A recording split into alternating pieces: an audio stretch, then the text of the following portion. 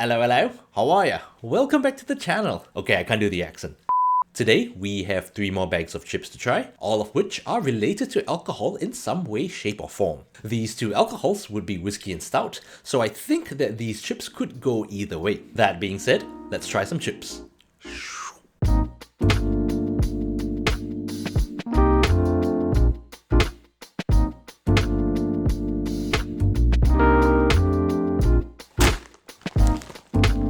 First up, we have the naturally flavored chips by Guinness. Now, chips and beer pretty much go hand in hand because when you're at a bar or at some sort of pub, chances are you're going to be munching on a bowl of chips while you are sipping on your Guinness, your stout, your, I don't know, whatever alcohol you're having, a cocktail, I guess, maybe shots. Okay, maybe if you're having shots, you probably wouldn't be munching on chips.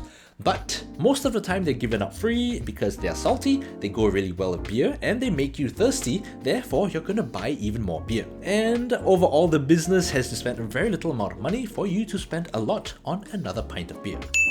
So these chips are a collaboration between Guinness and Burt's, which make thick hand-cut potato chips. According to the ingredients list, it's basically made up of potatoes, sunflower oil, yeast extract powder, sugar, buttermilk powder, which I think is a first because I don't think I've seen this ingredient on other chips, rice flour, reduced fat cocoa powder, natural flavors, cream powder, and right at the end, it tells you it contains milk because, I mean, buttermilk kind of states that. But just in case you didn't realize buttermilk has milk, it tells you right at the end. Now, I thought these would be regular chips, but from the looks of things, this might actually have some sort of Guinness flavor to it because there's barley malt extract and some sort of sweetener in the form of sugar. I'm gonna guess this is gonna taste like barbecue flavor because that kind of makes sense based off the ingredients list. Let's give it a try. Interesting. So right off the bat, what I'm smelling is actually yeast. It's very similar to that of bread. Now, if you've ever made some sort of enriched bread or any sort of, I want to say sweet loaf, this smells very similar to that. Either that or that smell when it's fermenting, when it's proofing. Very similar to that, which is a first for me. Okay, that's a very dark looking chip. Wasn't expecting that. Yeah, they all seem to have some dark-ish sort of powder. So I'm gonna say that the chip is pretty heavily deep fried, which is not unexpected, but they are actually not that thick. Based on the other bags of chips that I've tried, this definitely is nowhere near the thickest I've seen. That's what she said. Let's give it a try. Okay, so first off, thankfully they don't taste like barbecue flavor. It sort of has a very mild yeasty, malty sort of flavor. There's a very mild slight bitterness right at the end, but other than that, they just taste of regular potato chips. One thing worth noting is that the chips are actually very salty, which I guess sort of fits into the whole narrative of having very salty, crispy foods to get customers at bars to get, well, dehydrated, to get thirsty, and to buy even more beer. I will say that it will go very well with types of alcohols that are a bit more carbonated, so I guess beers, stout for sure. If you want to go for something a bit drier, then I guess there's a all these things are very light, very crisp. Something with that fizz, it will definitely go very well. It's still a decent bag of chips, just very salty. Next bag.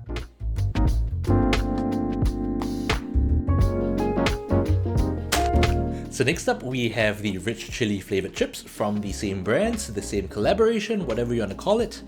Yeah, according to the packaging, a delicious creation of hand-cooked quality potatoes, crisped to perfection, then seasoned with a selection of herbs, tomato, and chili, combined with the flavor of the world's most iconic stout. Bold claims. I guess the flavor pairing makes sense because you have the really salty chips with the previous flavor, and here, logically, we should have a spicier variant of that, and spicy food with beer go hand in hand as well. According to the ingredients list, it's made up of potatoes, sunflower oil, sugar, yeast extract powder, salt, natural flavors, onion powder, not just onion this time, paprika powder, barley malt extract, garlic powder, spices, no idea what spices are, but spices, chili pepper powder, tomato powder, citric acid, paprika extract color, chili extract. No milk in this one. So based off the ingredients list, I'm gonna stand by my prediction of this being a spicier variant of the first flavor. Let's give it a try.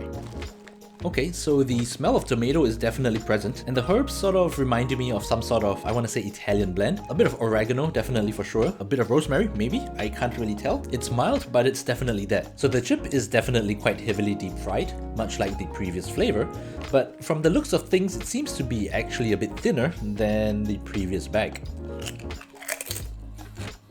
Okay, so the chip has a very mild tomato flavor. If you've ever eaten any other tomato flavored snack, like maybe Twisties, Roller Coaster, I guess other potato chips, or maybe even Jaggerbee, you know, those small fries, it has that sort of slightly tart, slightly sweetish flavor, but it's not as strong as that. Now, it definitely has a slight herby aftertaste. It's sort of like a mix of raw capsicum mixed with oregano, which isn't really a bad thing. I wouldn't really call it spicy because there's barely any spice. Maybe to them this is their spice tolerance level, but this is nowhere near what you would consider a spicy chip. There's also this sort of slight smoked paprika sort of flavor. Once again, it's very mild, it's barely there, and you really can't call this a spicy bag of chips. Now, is it a bad bag of chips? Not really, but is it spectacular?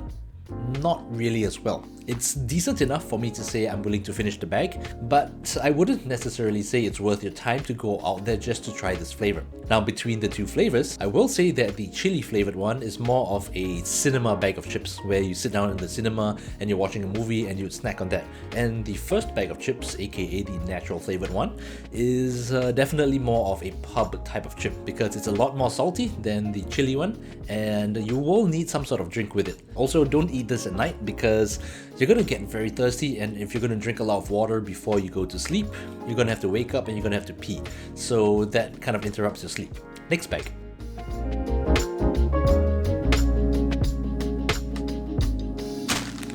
And finally, we have the Bourbon Whiskey potato chips coming to us in the original barbecue flavor. Once again, this is a collaboration of Burt's with another alcohol company, aka Jim Beam. Now, I know many of you are just like me in that I used to think this was called Jim Beam for many years until I actually took a closer look at the label. They call themselves the world's #1 bourbon whiskey, which is honestly a bit debatable because if you've ever tried their stuff, you would know it's not particularly smooth, it's very harsh. And if you've ever gone to any clubs, you will know that this, as well as Jack Daniels, are commonly served there at extremely high prices. So yeah, it's made up of potatoes, sunflower oil, oak smoked sugar, salt, rice flour, maltodextrin, tomato powder, yeast extract, onion powder, garlic powder, natural flavoring, dried bourbon whiskey, Jim Beam Kentucky Straight Bourbon Whiskey, and yeah, that's about it. Definitely some interesting ingredients in the list.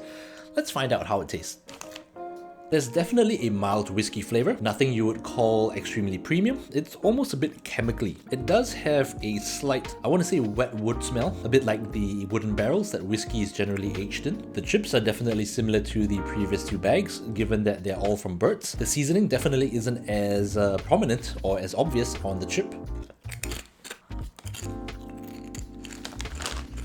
Okay, so it tastes like what the packaging says. It's barbecue flavor with a whiskey aftertaste. It's a pretty decent bag of chips. I think this is my favorite out of the three because it has the most flavor and it's not overly salty like the first one. You will still end up drinking a lot of water because chips are chips, but between the three, this is definitely my favorite. Yes, it's distinctively barbecue flavored, but it's also distinctively different from barbecue flavors from different brands. As for whether or not it's worth your time to venture out there into the wilderness just to find a pack to try for yourself, I'm gonna say maybe. If you're into whiskey, or if you really like Jim Beam, or if you're into barbecue flavor and you like the fact that these two sort of can go together, this is a decent bag of chips. Definitely the most snackable out of the three.